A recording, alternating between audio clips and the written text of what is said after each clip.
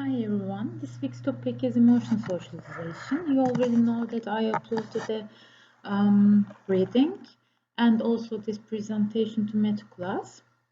And now I will briefly go over what emotion socialization is and actually what the recent research says to us about emotion socialization. Generally, emotional socialization conveys the essential idea that children learn to understand, express, and self-regulate emotions in social contexts. What does this mean? Actually, you remember in our class we mentioned about what emotion is, how it develops from childhood to adulthood, and basically our emotions find their way in early childhood when we are babies, and then um, they alter and new forms of emotions arise in early childhood and afterwards with moral development. Um, Emotions are shaped by our cognition and moral understanding, and their expression and regulation depends on this social environment actually. For example, think about emotion regulation strategies. In order to regulate our emotions, for example, of course, we have our unique characteristics, but also emotion regulation can be learned from older people.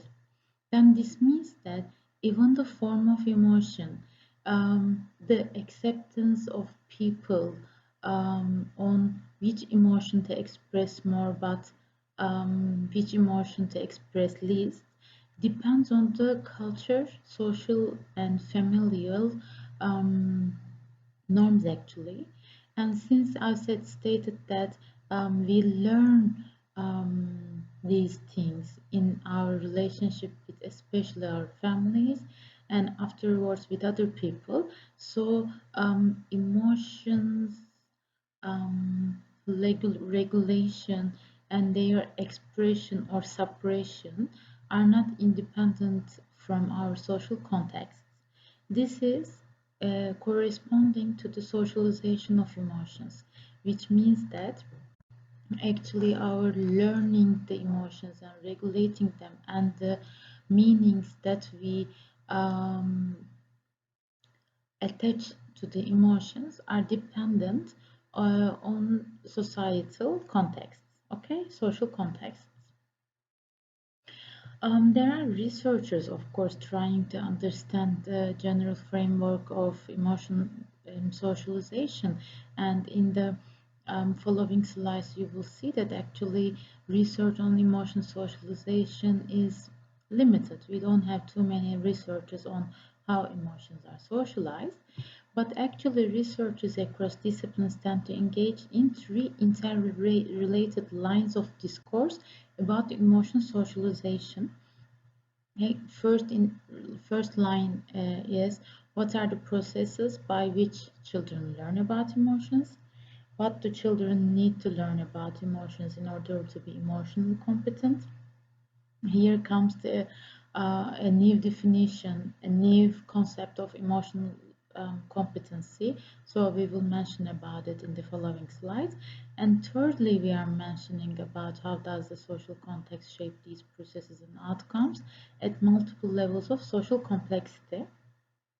To start with the first question, which was what are the processes by which children learn about emotions? Actually, from the moment we are born, we start to learn some emotional skills in order to identify our feelings, in order to define them, express them, and manage them. Okay, and they learn how to do these throughout their social interactions and relationships with important people in their lives, such as parents, grandparents, and caregivers, as I've said at the beginning of my presentation. So, from the moment we are born, actually, of course, there are some physiological, cognitive development requirements in order to express some feelings with a conscious, but think of a baby. When someone smiles at him or her, then she replies back. This doesn't need to have conscious while doing it. This may be just imitating, but think that this baby, even from that point, starts to learn that yes, happiness is expressed by smiling. Okay, so sometimes these are the things how we show our emotions, how we manage them, how we express them. Are we talking about our emotions or not? Are all dependent on our relationships from birth to at least adolescence. Think of a family where nobody is expressing their anger, and they are always, or both mother and the father is trying to suppress the emotion. Okay, nobody is talking about or expressing any anger out. In such a case, either the child will learn not to express that emotion, especially outside of home, at school, etc. But we see in the sessions, in therapeutic sessions, that sometimes, since nobody is expressing their anger, the child may be the one who is this time learning to express the anger out loud, especially at school, and the child is trying this at home this time. Okay? But generally, what is learned at home is experienced out of home, especially in childhood.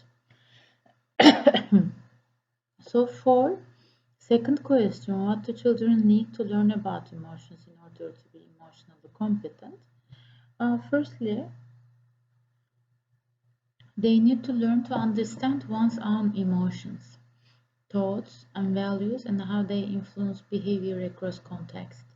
Why I opened this course um, was that I'm observing that most of the people, especially in Turkey, and most of my students, which who are you are not even able to, under some circumstances, define, understand your own emotions. What am I actually feeling here? What is my emotion here? And what does this emotion accompany, especially in terms of physical symptoms or some um, thoughts?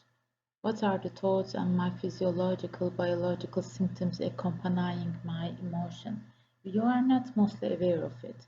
Most of the people are not, especially in Turkey. So, so in order to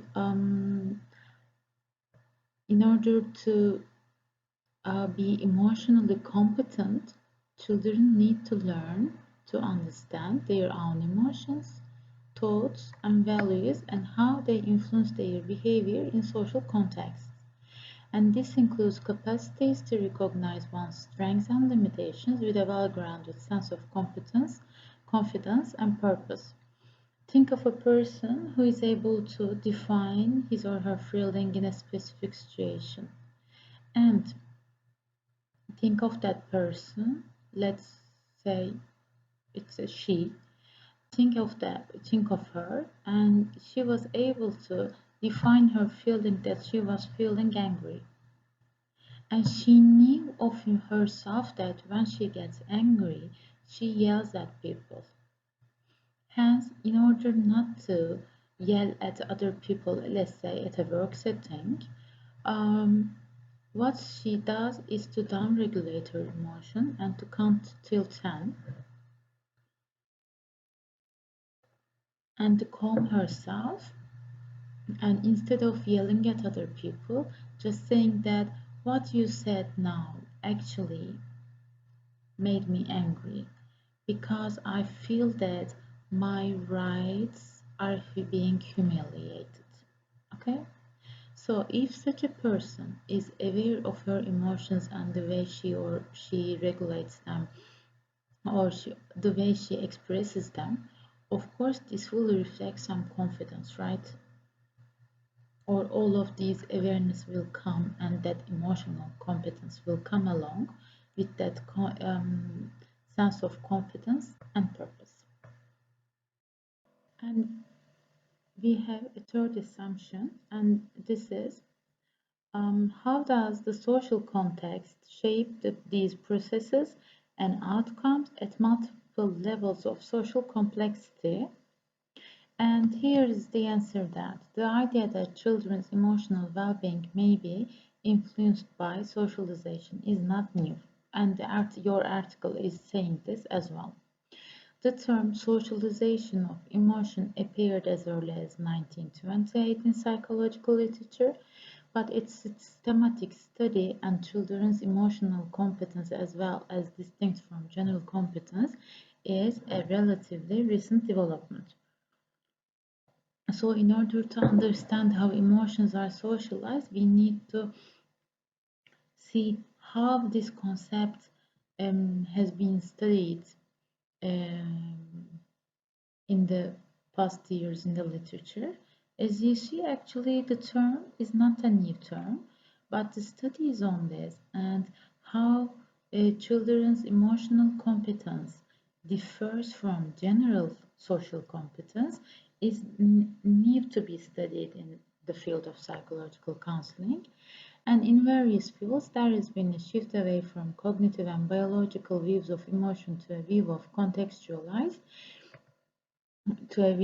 emotion as contextualized in the social world.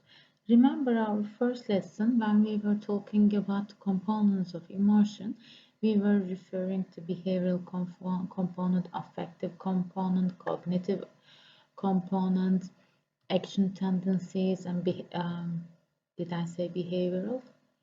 And physiological components. But we hadn't included um, socialization of emotions as a component of it, okay? And that is because theories of emotions generally have not focused on this socialization part. But as you see here, there has been a shift from cognitive and biological views of emotion to a view of emotion as contextualized in the social world as well.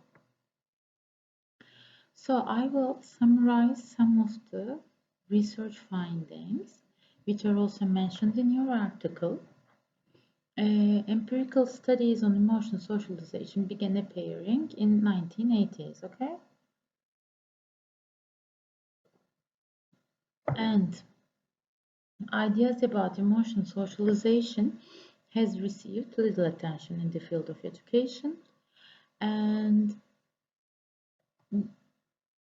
this topic has started to gain attention by the beginning of 21st century, okay? Mostly in 1980s and 1990s, we saw the popularization of emotional intelligence actually. And in the literature, generally emotional competence is used interchangeably with emotional intelligence. Some resources say they are not the same things, but some um, articles in this field use them interchangeably. Okay, this is a research from Turkey by Feyza Çorapçı and her colleagues. And in terms of the socialization of emotion, they have found that mothers describe themselves as encouraging their preschoolers' expressions of sadness more often than expressions of anger. Now, catch here how the emotion is socialized. By this finding, we get the point that the child gets a message, and the message says that I don't approve your expression of anger, but rather you can express your sadness. It's okay. Okay? This is the message. And interestingly, this is a further examination. For children who showed problems regulating emotions, mothers' love support for the expression of anger predicted more aggressive behavior by the child. So if a specific emotion or if a specific way of expressing an emotion is not supported and approved in a setting, either in a family or in a society, then it will find a way to show itself. Okay? So there are 2 points out of this research. First one is that emotion is socialized in relation to our caregivers, our parents' point of view, and their relationship to emotions in general. This is the first thing. If my parents approve the expression of anger, then I will express it. Okay? Or my relationship with my emotion of anger will be neutral. But since consider Turkey, generally the anger, especially in females, is not something very accepted and approved and supported, right? But males' angry expressions are supported more. So consider it in terms of emotion socialization.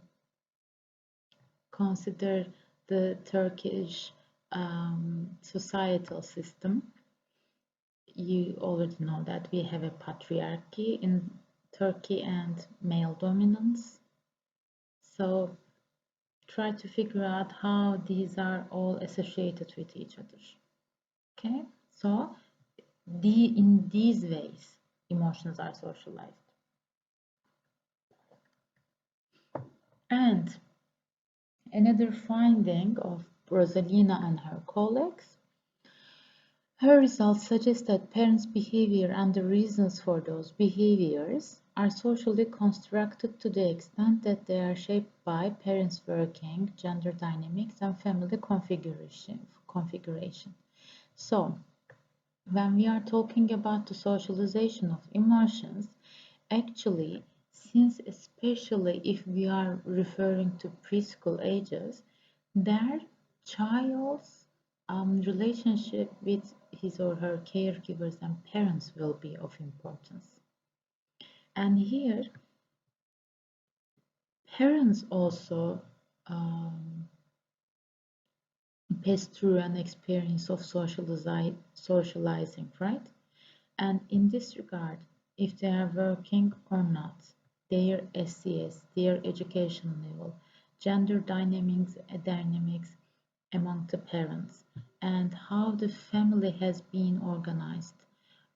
Is there a patriarchy in the family, or is there a more egalitarian approach in the family, etc.? All play roles in terms of the socialization of emotions in the family. And research also highlight the role of parents' beliefs about emotions. If they believe that anger is a dangerous feeling, or if they believe that you shouldn't show your emotions to people that you don't know, and if they believe that don't be so happy, otherwise something bad is gonna happen to you, okay? So how they shape their beliefs about emotions will affect you as a result of your socialization with your parents, right? So this is the important part of the research. And we have one more research actually, Pahars and her colleagues research, and they have examined parents and children from 3 ethnic groups in United States, and they have observed them in an interaction task, and still parents' beliefs about emotions had an effect. And here I have already said that if they believe that emotions can be dangerous, then of course this will affect children's independent and interdependent self-construals, and how these children express their emotions freely or how much they will suppress will be affected by the beliefs of their parents about emotions. Another research is Carolina Remorini's ethnographic research, and they have examined parents' beliefs about emotion in connection with parenting behaviors in response to children's crying. Um, And as a result of their research, they have found that excessive, if um, the communities they tested their research question believe that excessive crying is a risk for children's health, they differed in their tolerance for crying. For example, the group who believes that crying is risk for children's health, they didn't tolerate it. Okay? They didn't tolerate children's crying. They tried to stop it. So still, what you believe about emotions will affect your behaviors and cognitions, and you will then act accordingly to your child. And then, for the child, the emotion will be socialized. Okay. Hmm. Oh, is there a problem, or have I repeated the same slides? Anyway, let's go. Okay, I mentioned about 3 to 4 research, and they are more detailed in your article, but we know that there is a lack of research on emotion socialization in the literature. Um, Actually, proposed processes of emotion socialization do not appear to be distinct from those of general socialization. For example, children learn about emotion by observing and imitating adults, and adults' reactions to children's emotions serve to encourage or discourage certain forms of expression, and cultural norms and values about emotions are acquired through enculturation. Enculturation. Okay.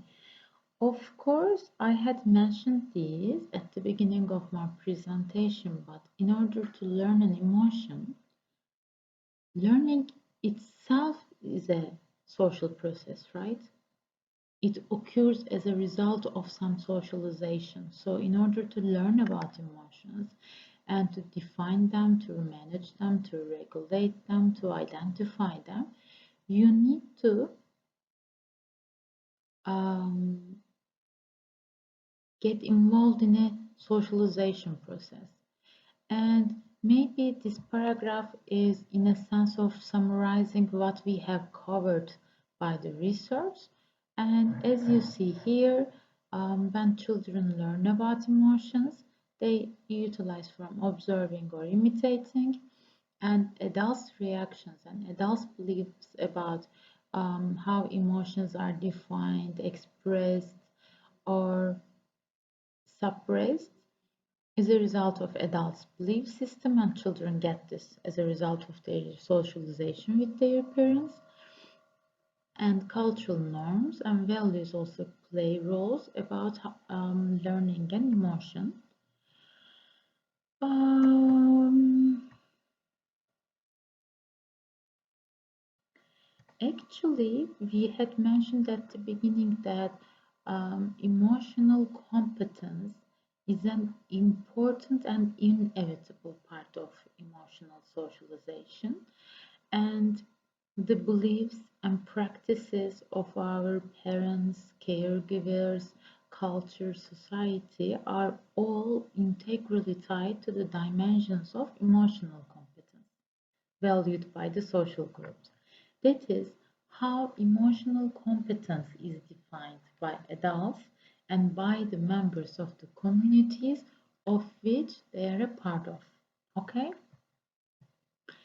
And identifying key characteristics of emotional competence within the social group should shed light not only on the socialization practices that have foster emotional competence, but also on the group's values and expectations regarding a wider range of behaviors. So, we are saying that emotional competence is an inevitable part of emotional socialization, but the way we become emotionally competent is not also independent of how the society or the smaller scale familiar system evaluates that emotional competence.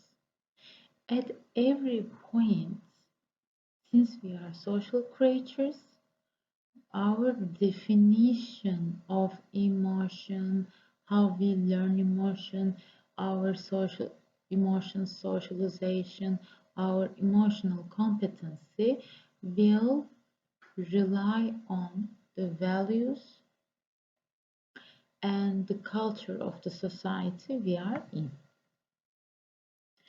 To mention about emotional competency, it refers to the essential social skills to recognize, interpret, and respond constructively to emotions in yourself and others. Um, Remember at the beginning, at the second question, we had said that if you are emotionally competent enough, then you will feel yourself confident. Okay? Because think that you have the social skills to interact with people. And in any interaction with another person, who that person is does not make any difference for us. Think that you are getting an interaction with someone, anyone, significant or non-significant. There will arise some emotions in your communication and interaction. And at those points, are you able to recognize feelings is very important. Are you able to interpret them? Are you able to capture how you have been feeling that way with that specific person? This is important. And afterwards, even if you are feeling sad, even if you are feeling jealous, even if you are feeling angry with that specific person, are you able to constructively manage, express, or regulate your emotion? If you are able to do all of these, then you are emotionally competent. And I had said this, actually this is another term for emotional intelligence. Think people who have high EQs, and of course they are able to define and express their feelings more effectively when compared to people with low EQ. So if you are able to define and recognize, define and express your feelings and to be able to regulate them when necessary, then your social relationships, of course, will be affected by these, generally in positive directions.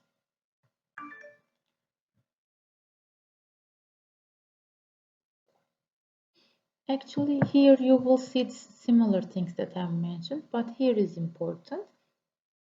The personal emotional competence is also based on the ability to maintain emotional control and adapt, which is a part of emotion regulation you have already learned, okay, from Gross book chapter. And yes, this is important. Remember that, especially in individual and group counseling sessions, when you are having your practice at university as leader or as the psychological counselor, inevitable part of counseling sessions is to be able to work with the emotions themselves. Okay? In order to be able to work with the emotions of your clients or the group members, then you need to have a capacity to be able to detect the emotions of your clients and the group members, right? Or sometimes we are trying to reflect the feelings of our clients, like you see your clients sitting like this, and you get and you say, Ayşe, you seem a little bit angry today. Or you see someone unintentionally smiling. I will catch in a group counseling session or in an individual session. And I will say, Ali, I think there has happened something exciting which makes you feel happy right now. I will be able to read the body gestures. I will be able to um, guess my client's feelings, okay? But this is a higher order skill to be used in counseling sessions. If I'm not able to recognize, define, feel my own emotions, how can I do this with other people and especially my clients? So basic point is to be able to recognize, to catch myself, okay, just taking a pause at a situation in a setting and to ask myself, what am I feeling now? I'm feeling angry. I'm feeling sad. I'm feeling jealous. I'm feeling happy. And take a moment to recognize it. And after recognition of the emotion, you already witnessed that there is this definition of the emotion. I I caught myself because there was an emotion. I recognized it. And afterwards, I'm trying to define it: happiness, jealousy, frustration, anger, etc. And afterwards, I will decide what to do with that emotion. Okay? Does that emotion need to be regulated? These are important things. And if I can do all of these things in myself, then I can do this with other people and my clients. This is why emotions in counseling discourses. Okay, so first be aware of yourself, your own emotions. And afterwards, you will be able to evaluate and understand the emotions of other people as well. Okay, now think of yourself. How do you think your emotions and your expression of your emotions um, have been socialized so far? And please write your answers under this video. Thank you for listening. See you. Bye bye.